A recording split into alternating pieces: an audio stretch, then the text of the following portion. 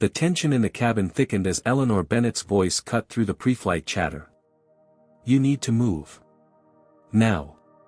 Her finger jabbed toward Jamison Washington, the black teenager frozen in seat 14A. Passengers stared. Flight attendants hesitated. Then, unexpectedly, Captain Isaiah Jefferson emerged from the cockpit, his gold-striped uniform commanding immediate attention as he approached the escalating scene.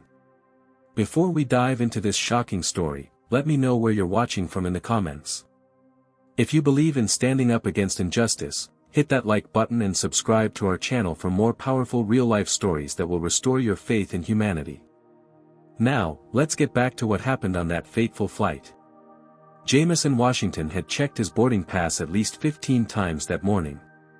Seat 14A. Window seat. The 17-year-old honor student from South Atlanta High School had never flown before, and the butterflies in his stomach multiplied with each step toward the gate. "You got this, baby," his mother Layla had told him that morning, straightening his collar before he left for the airport. "I'm so proud of you." Layla Washington had worked double shifts at Memorial Hospital for 3 months to afford this ticket. As a single mother and nurse's aide, every extra dollar went into what she called the Jamison Future Fund. When her son had qualified for the National Science Olympiad in Boston, she dipped into those precious savings without hesitation. "This is your moment," she'd said. "Your brain is going to take you places I never could." Jamison clutched his worn backpack containing his research project, an innovative study on affordable water filtration systems for underserved communities. The project had earned him not only a spot in the national competition but also interest from several college recruiters. Boarding had gone smoothly. Jamison found his seat, carefully stored his backpack under the seat in front, and settled by the window. He texted his mother a quick update, "On the plane, seat found, all good," and tried to calm his racing heart by watching the ground crew through the small oval window. The Boeing 737 was nearly full when the commotion began at the front of the cabin. A woman's voice, sharp with irritation, carried down the aisle. "What do you mean we're not seated together? This is unacceptable." Eleanor Bennett strode down the aisle, designer handbag swinging from her arm, her teenage daughter Bethany trailing behind with an expression of mortified embarrassment. Eleanor's perfectly highlighted blonde hair bounced with each emphatic step, her expensive perfume announcing her arrival seconds before she reached row 14. She checked her boarding pass, looked at the seat numbers, and then froze when her gaze landed on Jamison. Something in her expression shifted, a tightening around her eyes, a slight curl of her lip. "Excuse me," she said, voice clipped. "You're in our row." Jamison nodded politely. "Yes, ma'am. I'm in 14A. He lifted his boarding pass as confirmation. Eleanor glanced at her own ticket. "Well, my daughter is in 14B, and I'm in 14C. Her tone suggested this arrangement was somehow Jamison's fault. "We need to sit together." Bethany, around 15 with long blonde hair pulled back in a neat ponytail, looked at the floor, her cheeks flushing pink. "Mom, it's fine, really," she murmured. "It is not fine," Eleanor snapped, then turned her attention back to Jamison. Her eyes narrowed as she took in his dark skin, his Atlanta Hawks t-shirt, his neat dreadlocks. "How old are you? Should you be traveling alone?" The question carried an unmistakable edge. Several nearby passengers glanced over, then quickly away. "I'm 17, ma'am," Jamison answered quietly. "I'm heading to a science competition in Boston." Eleanor's expression didn't soften. "Well, my daughter is only 15, and I'm not comfortable with her sitting next to." She paused, leaving the rest unsaid but perfectly clear. Jamison felt a familiar knot form in his stomach, the same sensation he'd experienced when security followed him through department stores, when teachers expressed surprise at his test scores, when police slowed their cruisers as he walked home from school. Other passengers were now openly watching. An older white couple across the aisle exchanged glances.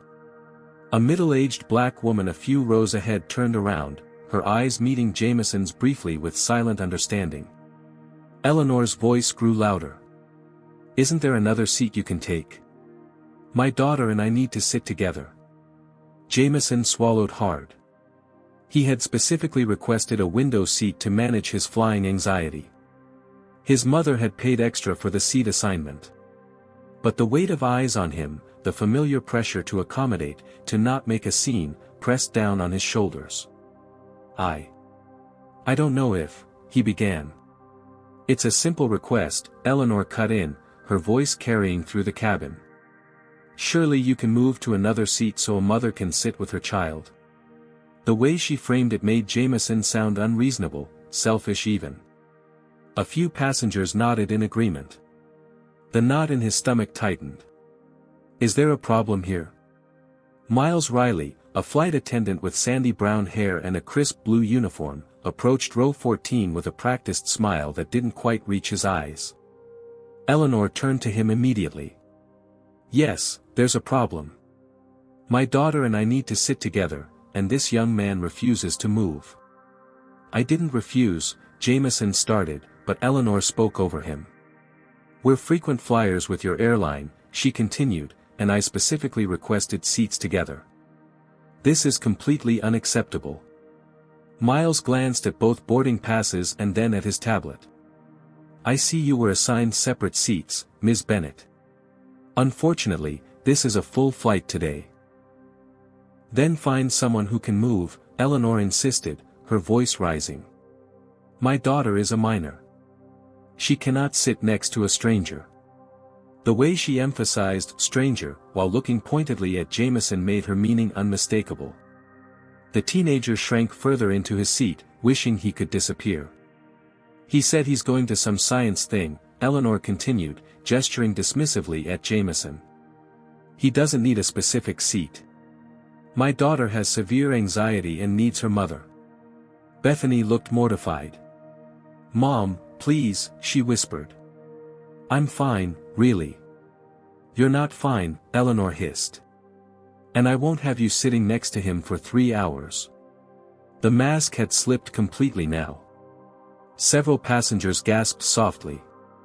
The black woman from a few rows ahead stood up. Excuse me, she said firmly. But that young man has just as much right to his assigned seat as anyone else on this plane. Eleanor whirled around. This doesn't concern you. It concerns all of us when you speak to someone that way, the woman replied. Miles stepped between them, clearly uncomfortable with the escalating situation. Please, let's all calm down. Ma'am, perhaps another passenger would be willing to switch. I paid extra for that window seat, Jamison said quietly, finding his voice. I've never flown before, and I. Oh, so now it's about money? Eleanor scoffed. Do you even know how much my tickets cost? I'm a platinum member with this airline. An older white man in a business suit nodded. Just move, kid. Let the mother sit with her daughter. He doesn't have to move, called out another passenger. That's his assigned seat. The cabin was dividing, passengers taking sides. Miles looked increasingly distressed. I don't appreciate your tone, Eleanor said to Jamison, though he had spoken softly and respectfully. And I don't appreciate how you're making my daughter uncomfortable. I haven't done anything, Jamison protested, his voice cracking slightly. Mom, stop it, Bethany pleaded, her face now bright red. He hasn't done anything wrong. Be quiet, Bethany, Eleanor snapped. She turned to Miles. I want to speak to whoever's in charge. This is racial harassment. The absurdity of her claim, that Jamison, by merely existing in his assigned seat, was somehow harassing her, left the teenager speechless. Miles hesitated, then leaned toward Jamison. Sir, would you mind moving? Just to resolve the situation. We have a middle seat available in row 28. The request, though couched in polite terms, stung Jamison deeply. After all the accusations and humiliation, the airline was asking him, not Eleanor, to move. I don't think that's fair, the black woman said firmly. Life isn't fair, Eleanor retorted. And I'll be filing a complaint about all of this. I have connections at your corporate headquarters. Miles looked nervously between the passengers. Sir, he prompted Jamison again. Feeling defeated, Jamison began gathering his backpack. His mother had always taught him to choose his battles wisely, to keep his head down when necessary, to prioritize his goals over his pride. The science competition was too important to risk missing over a seat dispute. Fine, he mumbled, his cheeks burning with humiliation. I'll move. Eleanor's triumphant expression made him feel physically ill. What seems to be the problem here? The new voice cut through the tension like a knife. Deep, authoritative, and calm. Conversations throughout the cabin immediately hushed. Captain Isaiah Jefferson stood at the end of the row, his 6'2" frame commanding attention in his crisp uniform. At 53, Isaiah had the bearing of a man who had navigated both literal and metaphorical turbulence for decades. His close-cropped gray hair and the slight lines around his eyes spoke of experience, while his posture communicated unwavering confidence. Captain, Miles said, relief evident in his voice. There's a seating issue. This young man took my daughter's seat, Eleanor interrupted, her tone shifting to one of exaggerated distress. We're supposed to be seated together. She's a minor, and I explained that we need adjacent seats, but he refuses to move. Isaiah's gaze moved methodically from Eleanor to Bethany to Jamison, who still clutched his backpack, frozen in the midst of complying with the request to relocate. Your boarding passes, please, Isaiah said calmly, extending his hand. Eleanor produced hers and Bethany's with a flourish. Jamison handed his over more hesitantly. The captain studied all three documents carefully, then pulled out a tablet from his jacket pocket. A few taps later, he looked up. Ms. Bennett, he said, his voice measured, according to our system, you purchased these tickets separately and declined seat selection during booking. The computer assigned your seats automatically. Mr. Washington here paid for seat selection and specifically requested 14A. Eleanor's confidence faltered momentarily before she recovered. That's beside the point. My daughter is a minor. Surely you understand why a mother needs to sit with her child. I understand your concern, Isaiah nodded. However, Mr. Washington is in his assigned seat, which he paid extra to reserve. So you're saying we just have to accept this situation? Eleanor's voice rose again. Do you have any idea who I am? I'm personal friends with Gerald Kaplan on your board of directors. A flash of something, perhaps memory, perhaps recognition, crossed Isaiah's face. For a moment, he was no longer standing in the narrow aisle of Flight 372 to Boston. He was 24 years old again, a newly minted co-pilot being told by a passenger that they preferred someone else in the cockpit. He was 36, being passed over for promotion despite more flight hours than any of his white colleagues. He was 45, watching younger pilots he had trained become captains while he remained in the first officer's seat. Isaiah had spent a lifetime navigating these waters, choosing his moments carefully, measuring when to speak and when to remain silent. In 25 years with Atlantic Airways, he had built a reputation for excellence that even the most prejudiced passengers or colleagues couldn't deny. He had worked twice as hard for half the recognition. He had swallowed insults and maintained his dignity. He had played the long game. But something about this moment, about the young man with dreams in his backpack, about the smugness in Eleanor Bennett's expression, about the watchful eyes of a plane full of passengers, crystallized for Isaiah. This was one of those moments where silence was complicity. Ms. Bennett, he said, his voice quiet but carrying through the now silent cabin, Mr. Washington is not going to move. Eleanor Bennett blinked, momentarily stunned by the captain's clear declaration. The confident smile she'd worn when she thought she'd won vanished. Excuse me, she said, her voice sharp with disbelief. Mr. Washington is in his assigned seat, Captain Jefferson repeated, his tone remaining professional but firm. He paid for seat selection, and he has every right to remain where he is. But my daughter. Your daughter has her assigned seat as well, Isaiah continued. If sitting together was a priority, that option was available during booking. Eleanor's face flushed red. Do you have any idea who you're talking to? I've been a platinum member with this airline for 15 years. I personally know 3 people on your executive team. Isaiah didn't flinch. Ms. Bennett, on this aircraft, I'm the highest authority. And Atlantic Airways has a clear policy against passenger discrimination of any kind. The word hung in the air. Discrimination. Isaiah hadn't directly accused Eleanor, but the implication was clear enough that several passengers shifted uncomfortably in their seats. Discrimination. Eleanor's voice rose higher. How dare you?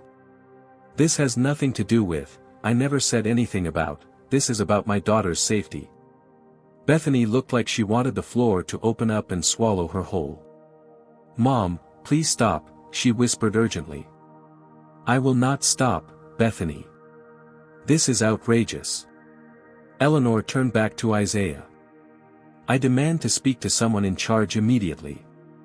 As I said, Ms. Bennett, on this aircraft, I am in charge, Isaiah responded, his calm demeanor a stark contrast to Eleanor's escalating anger. And what I've witnessed is a passenger being harassed and pressured to give up his rightfully assigned seat for reasons that appear discriminatory. Eleanor gasped. This is slander. I'll have your job for this. That's your right, Isaiah acknowledged with a slight nod. But right now, you have 2 choices. You can take your assigned seat and enjoy your flight to Boston, or you can continue this disruptive behavior and be removed from the aircraft. Have you ever witnessed someone standing up against discrimination in a public place?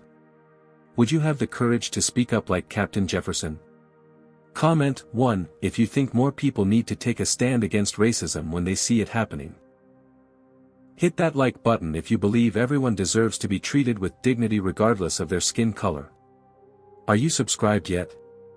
If not, what are you waiting for? Now, let's see what happens next. Will Eleanor back down or escalate further? How will the other passengers react? And what about young Jamison, caught in this humiliating confrontation? Removed? Eleanor sputtered in disbelief. You can't be serious. I'm the victim here. Nearby passengers exchanged glances. Some looked uncomfortable, others relieved that someone was finally standing up to Eleanor's behavior. Atlantic Airways has a zero-tolerance policy for disruptive behavior, Isaiah continued steadily. I'm going to ask you once more to take your assigned seat or to leave the aircraft voluntarily. This is ridiculous, Eleanor hissed, looking around for support. Is anyone else seeing this? They're threatening to remove me because I want to sit with my daughter. A few passengers averted their eyes, but most watched with rapt attention. The silence in response to her plea spoke volumes. Mom, Bethany said, her voice quavering with embarrassment, please, let's just sit down. No, Bethany. This is about principle. Eleanor turned back to Isaiah, finger pointing.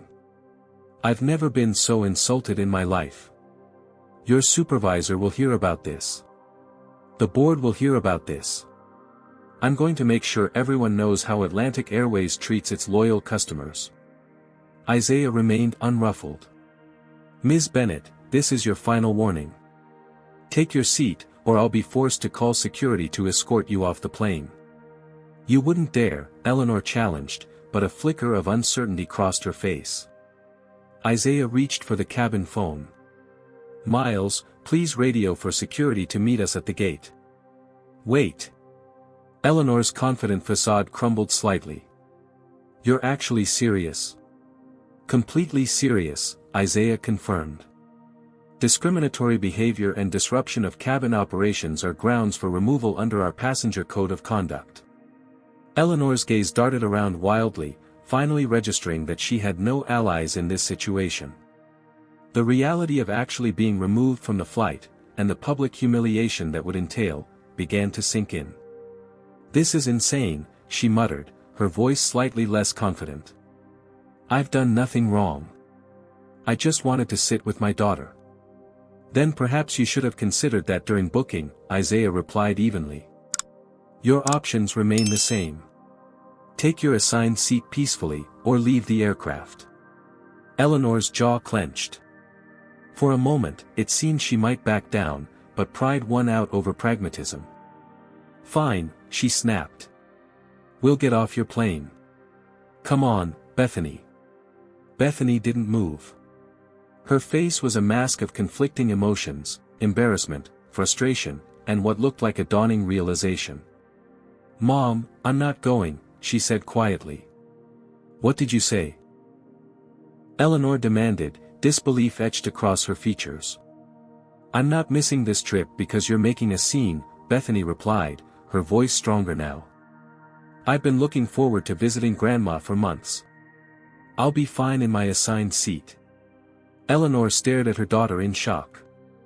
Bethany Grace Bennett, you will do as I say right now. No, Mom, Bethany said, tears welling in her eyes but her resolve firm. Not this time. A profound silence fell over the cabin. The standoff between mother and daughter added yet another layer to the already tense situation. Isaiah turned to Eleanor. Ms. Bennett, security will be here momentarily. Your daughter is old enough to travel unaccompanied if she chooses. Will you be deplaning voluntarily, or do you need assistance? Eleanor's face contorted with fury and humiliation. This isn't over, she hissed, grabbing her designer handbag. You'll regret this. As if on cue, 2 airport security officers appeared at the front of the cabin.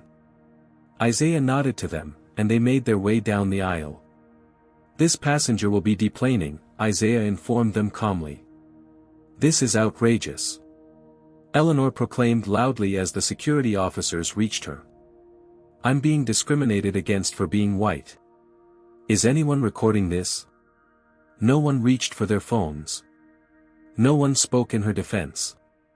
Ma'am, please come with us, one of the officers said firmly.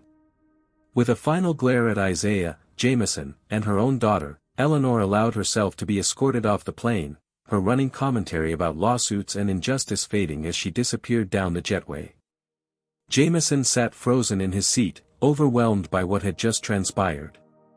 He had faced discrimination before, but never had anyone in authority stood up for him so decisively. As Eleanor's indignant voice faded down the jetway, the cabin remained eerily quiet. Passengers exchanged glances, some nodding in approval, others looking uncomfortable with the confrontation they had witnessed. Bethany sat rigidly in her assigned middle seat, staring straight ahead, her cheeks flushed with embarrassment. Miles, the flight attendant, scurried to secure the cabin for departure, clearly eager to move past the incident. But Captain Jefferson remained standing in the aisle, his presence still commanding attention. He turned to Jamison, who remained clutched to the window, his backpack hugged protectively against his chest. Mr. Washington, Isaiah said, his professional tone softening slightly, are you all right? The simple question, and the dignity with which it was asked, nearly undid Jamison. No one had asked if he was okay throughout the entire humiliating episode. He swallowed hard and nodded. Yes, sir. Thank you. Isaiah held his gaze for a moment longer, a silent understanding passing between them. Then, turning to address the entire cabin, the captain spoke clearly. Ladies and gentlemen, I apologize for the delay. At Atlantic Airways, we believe that every passenger deserves to be treated with dignity and respect. No exceptions. A spontaneous burst of applause erupted from several passengers. The black woman who had initially spoken up in Jamison's defense caught Isaiah's eye and nodded her appreciation. Isaiah continued, we'll be pushing back from the gate in approximately 5 minutes. Thank you for your patience. As he turned to head back to the cockpit, Bethany's small voice stopped him. Captain. I'm really sorry about my mom. Isaiah regarded the teenager thoughtfully. You have nothing to apologize for, Miss Bennett. You're not responsible for another person's actions, even a parent's. Bethany nodded, blinking back tears. Thank you for not making me leave too. You're welcome, Isaiah replied simply before continuing toward the cockpit. As he passed the front row, a middle-aged white businessman caught his sleeve. Captain, was that really necessary? She was just concerned about her daughter. Isaiah paused, considering his response carefully. Sir, would you ask that question if Ms. Bennett had been removed for smoking or refusing to wear a seatbelt? Rules exist to ensure everyone's dignity and safety. Everyone's. Without waiting for a response, Isaiah continued to the cockpit, leaving the man to reflect on his question. Meanwhile, Bethany turned hesitantly toward Jamison, who was still processing everything that had happened. I'm really sorry, she said quietly. What my mom did was wrong. Really wrong. Jamison studied her for a moment, trying to gauge her sincerity. Her blue eyes were red-rimmed but direct. It's not your fault, he finally said, echoing the captain's words. Still, Bethany insisted, I should have said something sooner. I was just. She trailed off. Scared? Jamison suggested. Yeah, I get that. A small, sad smile flickered across Bethany's face. I've never stood up to her before. Not like that. The plane began pushing back from the gate, the engines rumbling to life. Jamison noticed Bethany's white-knuckle grip on the armrests.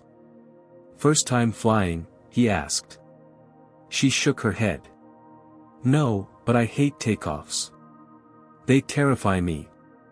That's why I wanted a window seat, Jamison admitted. My mom says if you can see what's happening, it's less scary. Does it work? Bethany asked, her voice tight as the plane began taxiing.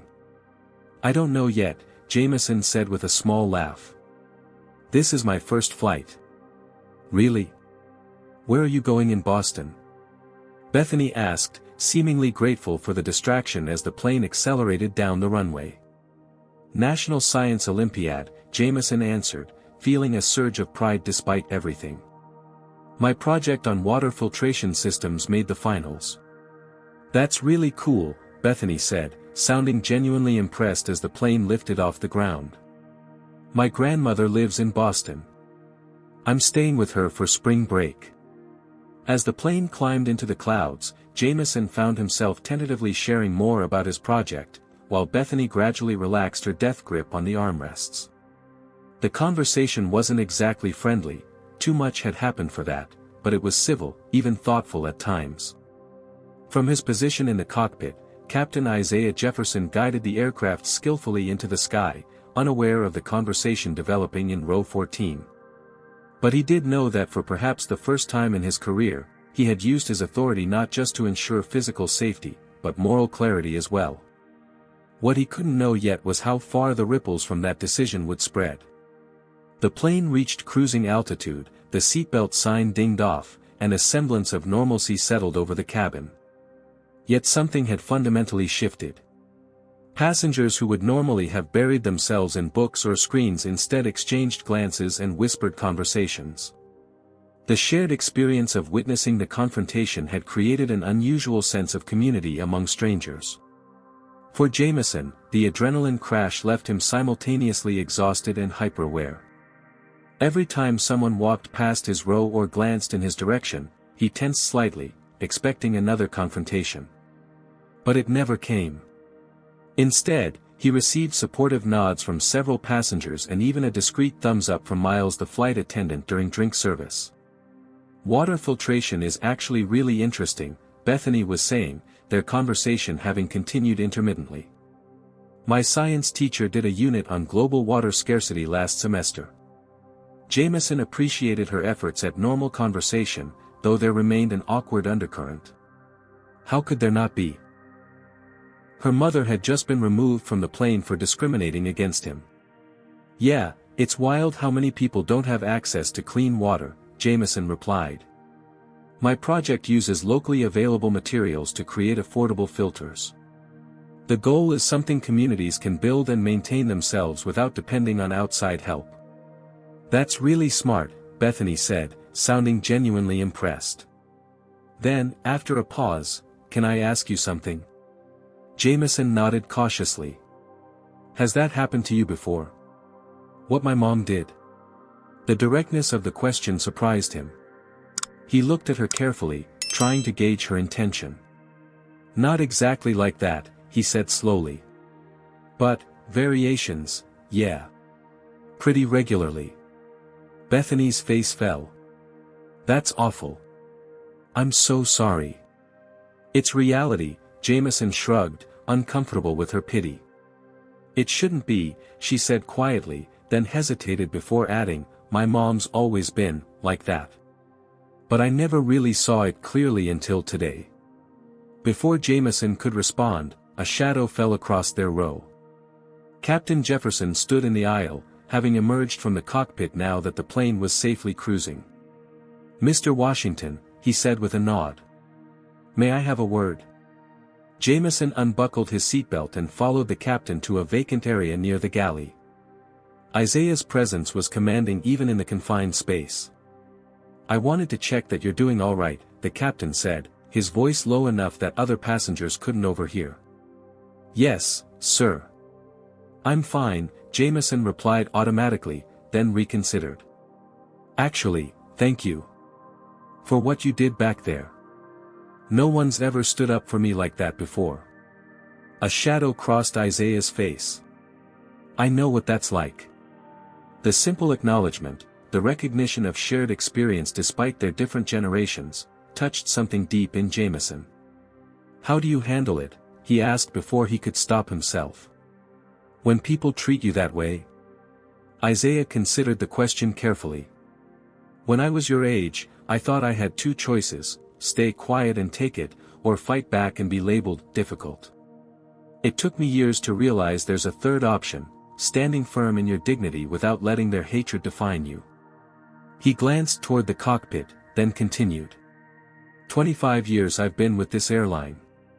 Started as a junior first officer when there were only 4 black pilots in the entire company. I've had passengers request different flights when they saw me in the cockpit. Had colleagues make jokes about affirmative action. Had my authority questioned more times than I can count. "But you became a captain," Jamison observed. "I did," Isaiah nodded. "By being twice as prepared, twice as professional, twice as calm in every situation. It's not fair, but it's how I survived. How I thrived, eventually." He paused, studying Jamison thoughtfully. "That science competition you're heading to, that's your future. Don't let anyone's ignorance derail that. But don't think you have to stay silent to succeed, either. There's power in standing your ground." Jamison absorbed this wisdom, seeing in Captain Jefferson a version of what he himself might become, someone who had navigated a world of obstacles without losing his integrity.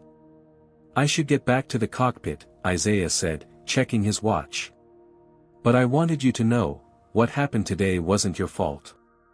And how you handled it showed real character." "Thank you, sir," Jamison said, standing a little straighter. As Isaiah turned to leave, Jamison added, "Captain Jefferson, I think I might want to be a pilot someday." A smile crossed Isaiah's face. "The sky's a good place to be, Mr. Washington. Keep my card." He handed Jamison a business card with the Atlantic Airways logo. "When you're ready, let me know." Back in row 14, Bethany looked up questioningly as Jamison returned to his seat. "Everything okay?" she asked. "Yeah," Jamison said, tucking the captain's card carefully into his wallet. "Everything's good." The rest of the flight passed uneventfully. Bethany shared stories about her grandmother in Boston, while Jamison talked about his mother's sacrifices to get him to the science competition. They weren't friends, exactly, but they had reached an understanding, an acknowledgement that what had happened at the beginning of the flight had changed them both in ways they were still processing. As the plane began its descent into Boston, Bethany said abruptly, "I'm going to talk to my mom about what happened today." "Really talk to her, I mean?" Jamison glanced at her, surprised by her determination. "That won't be easy." "No," she agreed. "But necessary. What she did was wrong. And I've been wrong too, for never saying anything before." The plane touched down on the runway, the sudden deceleration pushing them back into their seats. As they taxied toward the gate, Jamison realized something profound. Captain Jefferson hadn't just stood up for him, he had created space for this conversation, for this moment of reckoning that might never have happened otherwise. Small actions, big ripples. Boston's Logan International Airport bustled with midday activity as Jamison made his way through the terminal, his backpack slung over one shoulder. The events on the plane already felt somewhat dreamlike, overshadowed by his anxiety about the upcoming competition. That changed when he turned on his phone. Notifications flooded his screen, text messages from his mother, social media alerts, even an email from his science teacher. Confused, he opened the texts first. "Baby, are you okay? Call me the second you land." His mother had sent multiple increasingly worried messages. Before he could respond, his phone rang in his hand, his mother calling. "Mom? What's going on?" "Jamison. Thank God. Are you alright? It's all over social media, what happened on your flight." His stomach dropped. "What? How?" "Someone recorded it, baby. Posted it online. It's got thousands of shares already. Why didn't you call me?" Jamison felt lightheaded. "I just landed, Mom. I had no idea, what exactly is out there?" As his mother explained, Jamison leaned against a wall for support. Apparently, despite the lack of obvious recording during the confrontation, at least 2 passengers had discreetly captured video of the incident. One clip, titled "Racist Karen Gets Kicked Off Flight After Black Teen Stands His Ground," had already gone viral. "Your face is mostly blurred in the videos," his mother said, "but people from school have recognized you. Principal Davis called me to check if you needed support." Jamison closed his eyes, overwhelmed. What had been a personal humiliation followed by vindication was now public spectacle. "I'm okay, Mom," he managed. "Really? The captain was amazing. He stood up for me." "I know, baby. He's being called a hero online. Atlantic Airways stock is actually up today because of how he handled it." Jamison's phone beeped with another incoming call, an unknown number with a Boston area code. "Mom, I need to go. The competition coordinator might be calling. I'll call you back soon, promise." He switched calls. "Hello? Is this Jamison Washington?" a woman's professional voice asked. "Yes, this is he. Mr. Washington, my name is Lena Curry from WBUR News Boston. We're covering the viral incident on Atlantic Airways Flight 372 today. Would you be willing to comment on your experience?" Jamison froze. "I'm sorry, I can't. I'm here for a science competition. I need to focus on that." "Of course. But if you change your mind, this story is gaining national attention. Your perspective would be valuable." After declining and ending the call, Jamison checked social media. The reporter wasn't exaggerating, the videos had hundreds of thousands of views, with hashtag Captain Jefferson and hashtag Atlantic Airways trending. Comments ranged from supportive. "This is what leadership looks like. Captain Jefferson for CEO," to dismissive. "Another day, another Karen gets what she deserves. Nothing new here," to outright offensive. "Bet that kid was being disruptive before the video started. We're not seeing the whole story." Jamison closed the app, his hands shaking slightly. He needed to focus on the competition, not this unwanted attention. Meanwhile, at Atlantic Airways corporate headquarters in Atlanta, senior executives huddled in an emergency meeting. The viral videos had caught them completely off guard. "The optics are explosive," said Rachel Winters, the head of public relations, gesturing to the social media metrics displayed on the conference room screen. "We're getting thousands of comments across all platforms." "What about the Bennett woman?" asked CFO Douglas Pearson. "She's claiming discrimination against her as a white person. Says she was publicly humiliated. She's threatened legal action," General Counsel Sofia Rodriguez confirmed. "Her attorney has already contacted us. She's demanding Captain Jefferson be disciplined for aggressive and unprofessional conduct, plus compensatory damages for emotional distress. And what about Jefferson? Asked CEO Martin Whitfield. Have we spoken with him directly? He landed in Boston and is now on his scheduled layover, said Tony Garcia, VP of Flight Operations. I spoke with him briefly. He stands by his actions and cited our anti-discrimination policies. Says he'd handle it exactly the same way again. Public sentiment is overwhelmingly in his favor, Rachel noted. Atlantic is being praised for having a captain who took a stand against racism. Our customer service lines are actually getting thank you calls. It's not that simple, Douglas countered. We have protocols for passenger disputes. Jefferson bypassed standard procedures by getting directly involved rather than letting the flight attendants handle it. Are you suggesting we discipline him for stopping discrimination? Sophia asked incredulously. I'm suggesting we be thorough before we turn him into a company spokesman, Douglas replied. What if there's more to the story? What if Bennett's connections on the board decide to make this an issue? Then I'll deal with the board, Martin said firmly. For now, we need a measured response. Sophia, review the legal implications from all angles. Rachel, draft a statement supporting our anti-discrimination policies without specifically commenting on the incident while it's under review.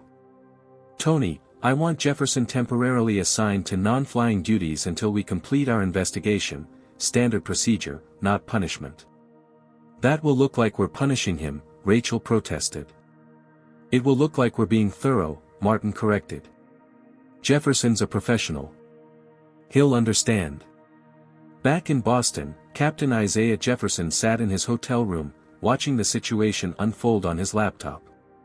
His phone had been ringing non-stop, colleagues, friends, even reporters who had somehow obtained his number. He had expected some fallout, but nothing of this magnitude. The airline's HR department had already contacted him, explaining that he would be temporarily reassigned pending a standard review of the incident. Isaiah recognized the corporate playbook at work, minimize liability while assessing public relations impact. What troubled him wasn't the investigation, but the surrounding noise that threatened to drown out what really mattered. A young man had been discriminated against, and Isaiah had simply done what was right. His phone buzzed with a text from his wife, "You're trending, honey. Our daughter says you're a social justice warrior now. Should I be worried?" Despite everything, Isaiah smiled. In 30 years of marriage, Linda had always been his rock, understanding the unique pressures he faced as a black pilot in an overwhelmingly white profession. "Just did my job," he texted back. "Tell Aisha not to believe everything she sees online." A moment later, his phone rang with a call from Tony Garcia, his direct supervisor and longtime colleague. "Isaiah," Tony said without preamble, "things are escalating quickly. Bennett has legal representation and is giving interviews calling you aggressive and intimidating. The video doesn't show that, but just be prepared." "I stand by what I did, Tony," Isaiah replied calmly. "I know. Look, this reassignment is just procedure. Martin wants to make sure all bases are covered before we issue a full statement of support. But it is coming." The statement of support. The slight hesitation before Tony's answer spoke volumes. "We're behind you, Isaiah. Just, no media comments for now, okay? Let PR handle this." After hanging up, Isaiah stared out the hotel window at the Boston skyline. He had navigated corporate politics for decades, always carefully, always with an awareness that as one of the few black captains, he was held to a different standard. Had he finally crossed a line that would cost him the career he'd worked so hard to build? His phone buzzed again, an email notification. From Jamison Washington. "Captain Jefferson," it read. "I don't know if you've seen the videos online, but the incident on our flight has gone viral. I wanted you to know I'm sorry if this causes you any trouble. My mom says you might get in trouble for standing up for me, and I never wanted that. You did the right thing, and I'll tell anyone who asks. Thank you again. Respectfully, Jamison Washington." Isaiah read the email twice, then set his phone down with a renewed sense of purpose. Whatever came next, interviews, investigations, or corporate maneuvering, he had done the right thing. And sometimes, that had to be enough. 1 week later, Jamison sat at his desk in Atlanta, staring at his science competition medal, second place in the national finals. Under normal circumstances, it would have been the proudest achievement of his young life. Now, it felt overshadowed by everything else that had happened. The Atlantic Airways incident, as it was being called online, had exploded into a national conversation. Major news networks had covered the story. Opinion pieces debated the appropriate response to racism in public spaces. Isaiah Jefferson and Eleanor Bennett had become unwitting symbols in America's ongoing struggle with racial justice. Jamison had declined all interview requests, focusing instead on his competition performance. But the attention had followed him to Boston anyway.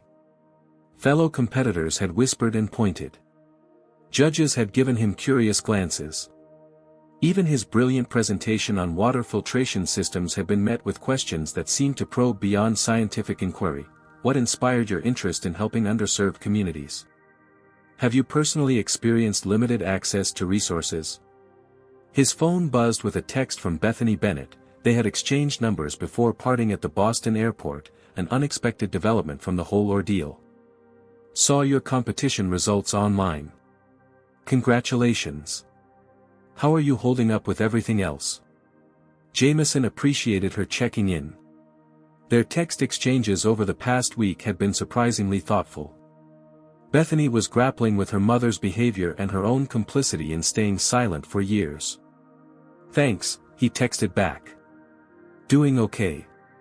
Trying to focus on school. You. Complicated, came her reply. Mom's still threatening to sue everyone. Meanwhile, I'm questioning everything I thought I knew about her. About myself too. Across town, Layla Washington sat in her small apartment, reviewing the online petition she had created, Stand with Captain Jefferson. It had gathered over 100,000 signatures in less than a week.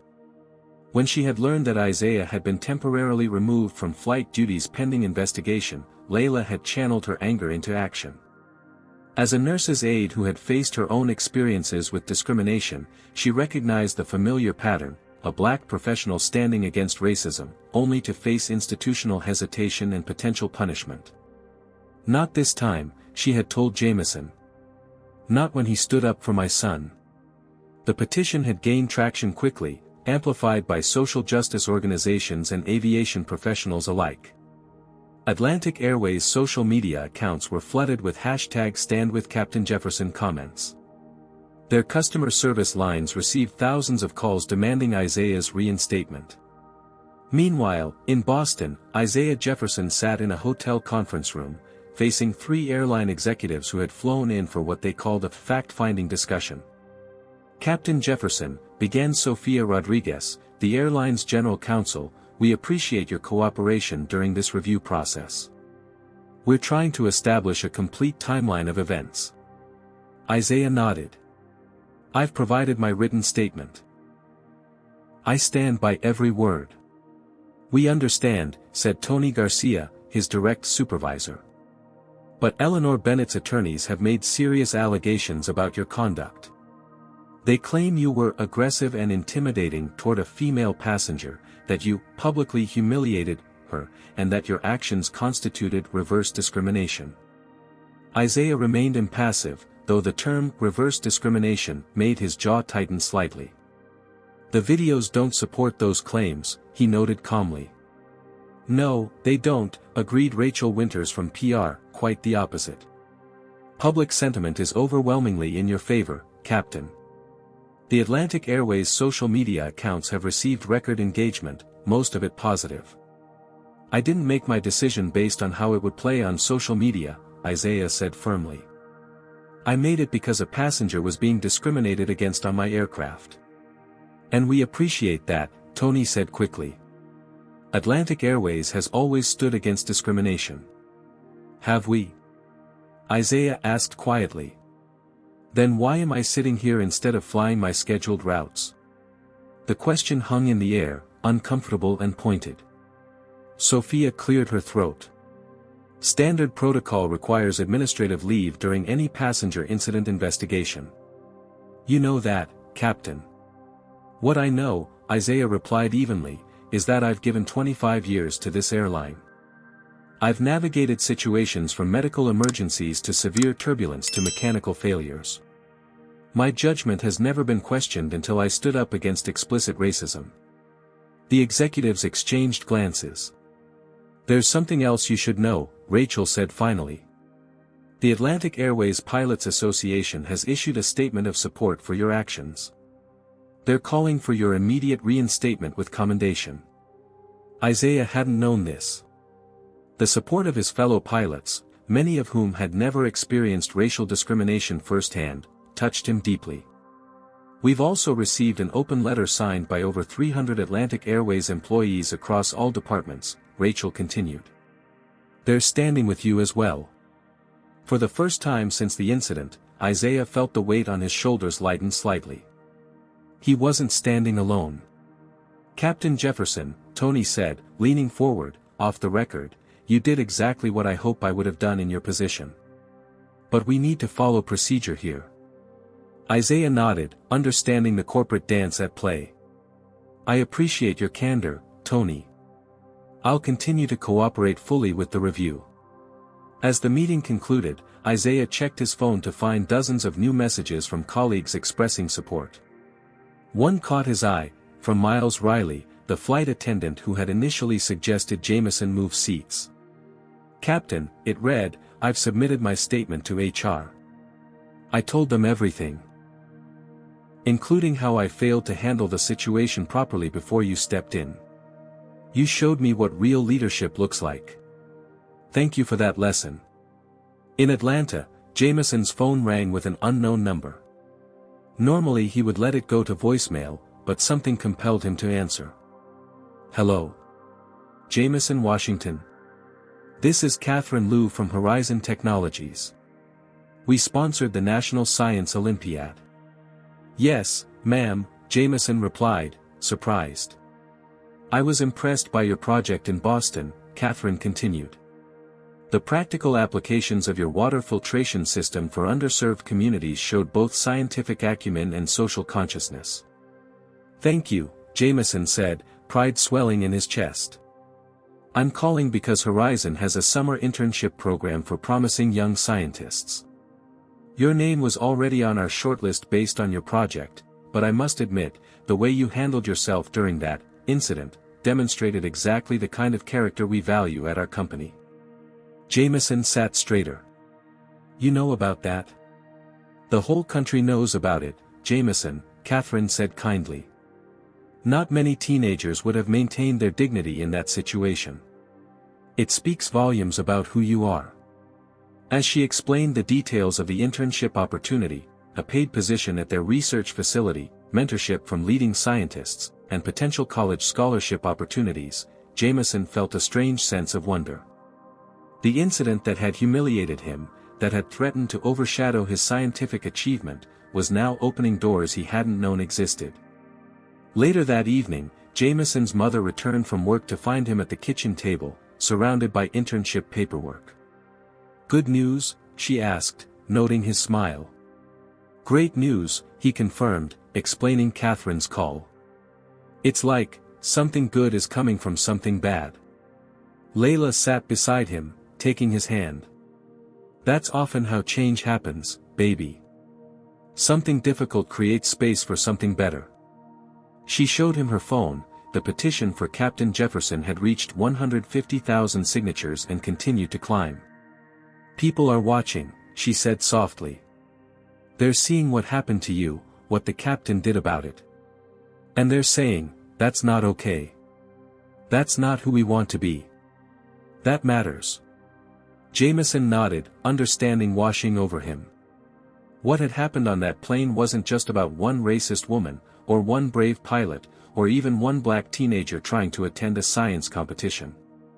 It was about all the moments like it, seen and unseen, that shaped American life.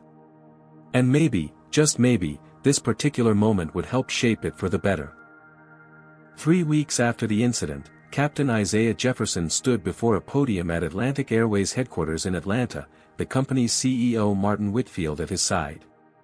Camera flashes punctuated the packed press conference as Martin addressed the assembled journalists. After a thorough review of the events on Flight 372, Atlantic Airways is proud to reinstate Captain Isaiah Jefferson to full flying status, effective immediately, Martin announced. Furthermore, we are commending Captain Jefferson for exemplifying the values of dignity, respect, and equality that form the cornerstone of our company culture. Isaiah maintained his professional composure, though the vindicating words washed over him like a cleansing rain. The 3-week investigation had been exhaustive, statements collected from dozens of passengers and crew members, legal analyses of the airline's policies, and extensive discussions about where customer service ended and moral obligation began. Atlantic Airways is also announcing today the implementation of enhanced anti-discrimination training for all customer-facing staff, Martin continued. The Dignity in the Sky program will ensure that every employee has the tools and support to uphold our commitment to treating all passengers with respect, regardless of race, gender, religion, sexual orientation, or any other characteristic. The subtext was clear to everyone in the room. Atlantic Airways was not only standing behind Isaiah's actions but institutionalizing them as company policy. When Isaiah stepped to the microphone, his words were measured and thoughtful, as always. I've been a pilot for nearly 30 years, and a captain with Atlantic Airways for 15 of those years. Safety has always been my primary concern, not just physical safety, but the safety of every passenger to exist with dignity in the shared space of an aircraft cabin. He paused, looking directly into the cameras. What happened on Flight 372 should never have escalated to the point where I needed to intervene. But when it did, I made the decision that reflected both my personal values and what I understood to be the values of this company. I'm gratified to see that understanding confirmed today. Across town, in a quiet courtroom, Eleanor Bennett's lawsuit against Atlantic Airways was being summarily dismissed. Her claims of reverse discrimination and public humiliation had failed to persuade the judge, particularly in light of the multiple videos showing her behavior. The airline's actions were both legal and appropriate, the judge concluded. The plaintiff was removed for disruptive behavior after refusing to comply with crew member instructions, not because of her race. Eleanor sat stiffly beside her attorney, her expression a mask of indignation. The public backlash had been severe. She had lost clients from her real estate business, received countless angry messages, and even been asked to step down from the charity board she had once proudly led. Notably absent from the courtroom was her daughter Bethany, who had chosen to stay with her grandmother in Boston for the remainder of spring break, extending her visit by an additional week. Later that afternoon, in the auditorium of South Atlanta High School, Jamison Washington stood at a podium of his own, addressing his fellow students at a special assembly focused on resilience and achievement. Second place at the National Science Olympiad wasn't my goal, he admitted with a smile. I wanted first. But standing here today, I realized that the journey taught me more than just science. The packed auditorium listened attentively. Among the audience members were Layla Washington, beaming with pride, and, surprisingly, Captain Isaiah Jefferson, in his full uniform, whom Jamison had invited personally. I learned that sometimes, standing your ground is just as important as knowing when to compromise, Jamison continued. I learned that allies can appear in unexpected places. And I learned that one moment of injustice doesn't define you unless you let it. He didn't explicitly mention the incident on the plane, though everyone knew what he was referring to. The viral videos had made him reluctantly famous at school. But rather than exploiting that attention, Jamison had channeled it toward promoting the science club and encouraging other students of color to pursue STEM opportunities. Next fall, I'll be attending MIT on a full scholarship, he announced to cheers and applause. And this summer, I'll be interning at Horizon Technologies, helping develop water filtration systems for communities that need them. After the assembly, as students filed out, Isaiah approached Jamison and his mother. That was an impressive speech, the captain said, extending his hand. Especially the part about allies in unexpected places. Jamison shook his hand firmly. I had a good example of what that looks like. Layla embraced Isaiah warmly. Thank you for coming. Your support means the world to him, to both of us. The support has gone both ways, Isaiah acknowledged. Your petition helped keep the pressure on the airline when things could have gone differently. They chatted for a few minutes about Jamison's upcoming internship and college plans. As they were about to part ways, Isaiah's phone buzzed with a text. He checked it and smiled. That's interesting, he said. The airline just announced a new scholarship program for underrepresented students interested in aviation careers. They're calling it the Future Flyers Initiative. They want me to help develop the program. You should do it, Jamison said immediately. Isaiah studied the young man thoughtfully. You know, Mr. Washington, I meant what I said on the plane. If you ever decide piloting might be in your future, that card I gave you isn't just for show. I'm keeping my options open, Jamison replied with a grin. Maybe I'll design planes first, then fly them later. As they said their goodbyes, Jamison's phone chimed with a text from Bethany. Saw your school posted about your assembly speech. Wish I could have been there. Still planning to visit Emory this summer, maybe we could meet up. P.S. Mom's lawsuit got thrown out today. Small victories. Over the following months, the ripple effects of Flight 372 continued to spread. Atlantic Airways' Dignity in the Sky program became an industry model, adopted by several other airlines. The viral video became a case study in corporate training programs nationwide on addressing discrimination in customer service environments.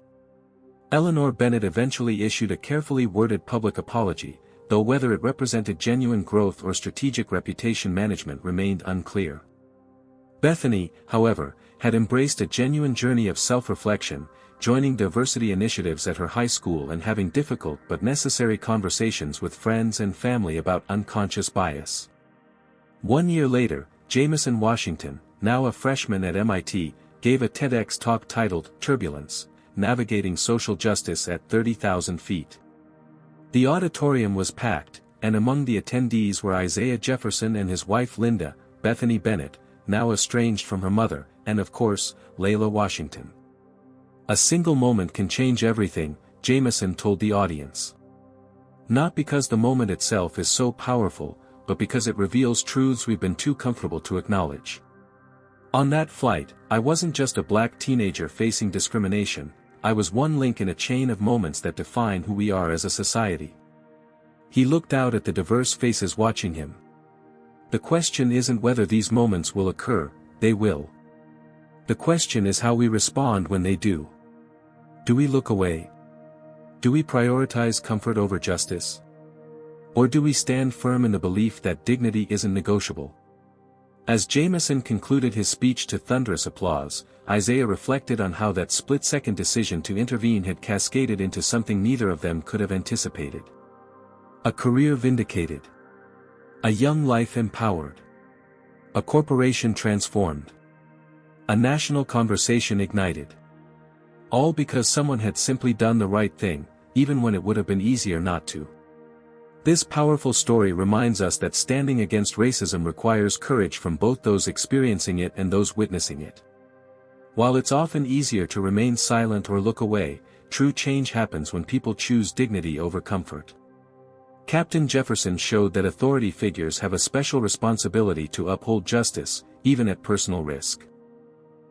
For Jamison, this experience taught him that standing his ground can be as important as compromise. For Bethany, it revealed how staying silent makes us complicit in others' harmful behavior. For Isaiah, it confirmed that principled actions can transform organizations and inspire others. The ripple effects demonstrate how one courageous moment can create lasting change. From corporate policy reforms to personal awakenings, standing up against discrimination doesn't just help the immediate victim, it shifts societal expectations and empowers others to speak up. Ultimately, this story teaches us that moral courage isn't about grand gestures but about choosing the right action in critical moments when it would be easier not to. These seemingly small decisions shape not only our individual character but our collective future. Have you ever witnessed discrimination and found the courage to speak up, or wish that you had. Share your experience in the comments below. What would you have done if you were a passenger on that flight?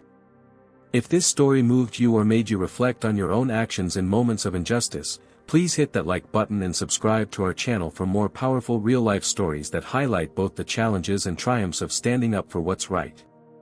Share this video with someone who needs to be reminded that their voice matters in the fight against racism and discrimination. Your support helps us continue bringing these important stories to light.